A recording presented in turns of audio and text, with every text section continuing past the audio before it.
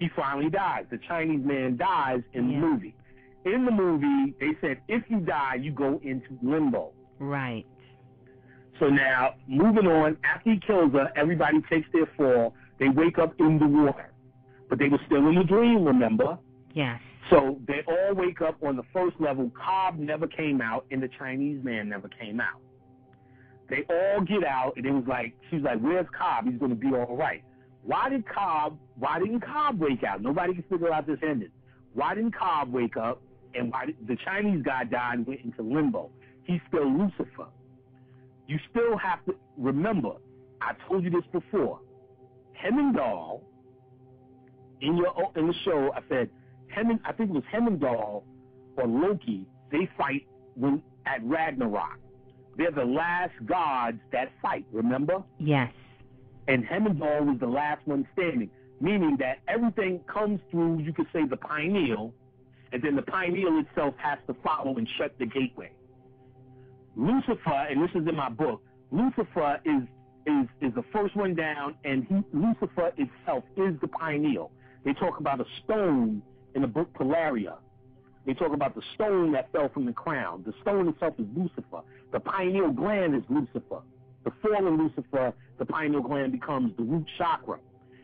In the end, the Chinese dude was now sitting at a table of light and was bald. He was still in limbo, but he was now the illuminated old pineal gland. Yes, yes. Cobb, to really complete it, had to kill that pineal to leave all ties to this place closed. The same way, I can't remember if it's Loki or Hemingdale, which is the pineal. Loki and Hemingdale fight. Loki is nothing but they fight on the Bifrost Bridge, which is nothing but a rainbow bridge, or Kundalini. They fight it out. One of them survives and becomes the last one, or the only one that survives Ragnarok, which I think is Hemingdall, which is the pineal. The Lucifer is the pineal. This is why Cobb never woke up. He had to go back, which he woke up where?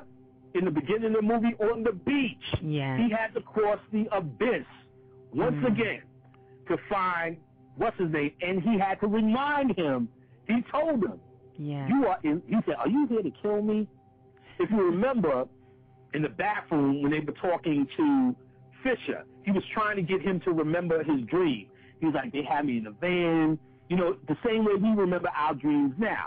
The Chinese dude was trying to remember a dream. He was telling, Cobb was telling him, you don't remember me. Maybe, and gave him the spindle thing, said, this is there to remind you. And he said, remember, this Chinese dude is the heart chakra. He's the pioneer. He's going something.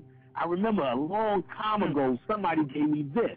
Right. Cobb starts saying the shit that his wife was saying to him on the windowsill. I need you to take a leap of faith with me. Yes. Because Cobb now realized what his wife was talking about. Right, right. This is a fake world. Cobb went through his Kundalini conscious path, came to the realization now he has to close the door on it, which means bring all his energy back. Lucifer, he has to redeem Lucifer. Redeem his pineal. So he had to go back to save the Chinese dude, which is his own pineal, and remind him through forms of intuition or the dream. Just like you remind yourself through forms of intuition in consciousness. This, I know I'm a God. I know I've been here before. Through all your intuition, all your deja vu. Cobb became his intuition and gave him his totem or his spine. Said, remember this shit? The dude had he had a gun with him. Yes. He had the gun. If you look at the movie, the Chinese dude starts to remember and starts to repeat some of the dialogue that the wife said. Picks the gun up, starts pointing to his head. Then they both wake up on the plane. Now they show it as if it's a dream. Yes. He's waking up from his dream. All these players was here. So you can look at it. It's more shit to try to confuse you. Like, oh, I get it. Cobb was dreaming the whole time. But yeah, that's what the whole movie's telling you. You're fucking in a dream. But all of these players are now out of it, and he gets to go home, symbolizing now he looks in the face of his kids, and he sees everlasting life. So, what time are we at, Blue? We are at 56 minutes. All right, so I would say that about wraps that story up.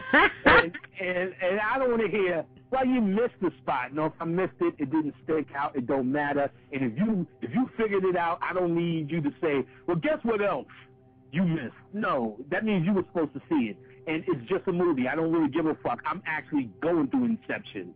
So, we're done here, basically. We're done here. So, I hope people enjoy. And it's good. This is the new Matrix of our time. It's much more sophisticated. And like I said, get at me, people, for Panic Pack. If you have a genuine question on the movie or something else that's really relevant, don't tell me what I missed. Tell me what you found out. And I would love to hear it. Email me. I'm only joking with you. And remember, get at me for Panic Packs, for Oracle readings. Get at Blue.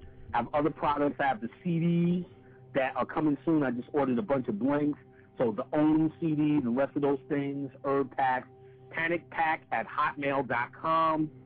Reach out. They're very cheap stuff. So I hope you enjoyed, and I hope I helped in decoding and making you see some things. Ashe. Ashe.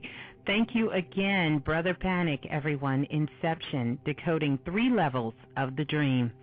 You're in the remix. I'm your host, Miss Blue, everyone. Peace and blessings. Look forward to next time.